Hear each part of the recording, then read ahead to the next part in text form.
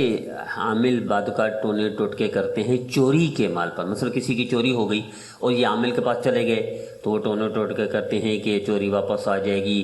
اور وہ یہ بتاتے ہیں کہ مشرق میں تمہارے گھر ہے, اس گھر میں ایک وہ ہے کوئی درخت ہے, اس میں ایک عورت ہے لمبے قد کی ہے سفید قد. تو یہ سارے ٹونے ٹوٹکے اس طرح کے شریعت میں اس کی کوئی اہمیت نہیں, شریعت اجازت نہیں دیتی اس کی کہ یہ عامل صاحب یہ کہتے پھرے کہ جناب مشرق میں تمہارے گھر ہے اور تمہارے رشتہ دار ہے, اس میں عورت ہے, اس نے یہ چوری کی ہے, یہ اس نے تعویذ کر دی ہے. شریعت کہتی ہے یہ جھوٹ ہے, اس کا کوئی تعلق نہیں شریعت ہے, اللہ کے رسول کی نافرمانی ہے.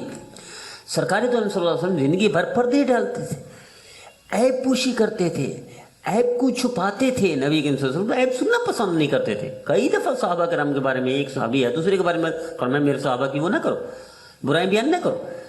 میں کئی دفعہ وہ مشہور روایت بیان کرتا رہتا ہوں کہ ایک صحابی نے یا رسول اللہ فلاں نے چوری کی ہے, فرمایا خاموش ہو جاؤ, نماز ہی بن چکا ہے, اس کی نماز اس کو چوری سے روک دے گی. عیب سننا پسند نہیں کرتے, ہمیں بیان کرتے. ہم لوگ کہتے ہیں تمہارے رشتہ دار ہے, اس میں عورت ہے, فلاں نے چوری کی ہے, فلاں نے تمہارے اوپر تعویذ کر دی ہے. اللہ کے رسول نے جس چیز پر منع کیا ہے اس کو یہ عامل کہاں سے اجازت مل گئی؟ شریعت کیسی اجازت دیتی ہے؟ جھوٹ بولتے ہیں یہ عامل, لڑاتا ہے, آپس میں نفرت پھیلاتا ہے. نبی کریم صلی اللہ علیہ وسلم تشریف لے جا رہے ہیں, حضرت عثمان غنی حضرت کو بھیجا گیا, حضرت عثمان غنی رضی اللہ تعالیٰ عنہ کو چھپا دیا کفار نے اور وفات اڑا دی کہ ہم نے شہید کر دیا. نبی کریم صلی اللہ علیہ وسلم بیعت لے رہے ہیں, موت پر بیعت صحابہ سے کہ جب تک بدلہ نہیں لیں گے.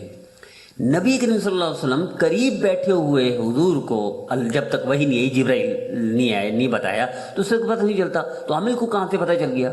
فلاں نے تعویذ کر دیا, فلاں نے چوری کر دی. جھوٹ بولتے ہیں یہ. سرکار دو عالم صلی اللہ تعالی علیہ وسلم کتنے پریشان ہوئے سید صدیقہ رضی اللہ تعالیٰ عنہ کی تہمت پر, کتنے پریشان ہوئے, اس سے زیادہ زندگی میں پریشان نہیں ہوئے. اور آخر میں قرآن اترا, قرآن کی آیت اتری 18ویں پارے میں سورہ نور میں, تو اس کے بعد معاملہ ہوا. اس سے اگر یہ جس طرح عامل دعویٰ کرتے ہیں, ان کو پتہ چل جاتا ہے فلاں عورت چوری کی ہے, فلاں بندہ ہے تمہارا رشتہ دار اس نے تعویذ کر دیے, کہ نبی کو پتہ نہیں چل سکتا تھا؟ نبی پر وہی اترتی تھی. نبی کریم صلی اللہ علیہ وسلم پر خود جادو ہوا, وہ جادوگر کا پتہ, جادو اور فلاں کنویں میں یہ جادو کا یہ ٹونے ٹوٹکے ہیں, جبرائیل نے آ کر بتایا اللہ کے حکم سے, تب پتہ چلتا ہے. تو اس کو کہاں سے پتہ چل گیا؟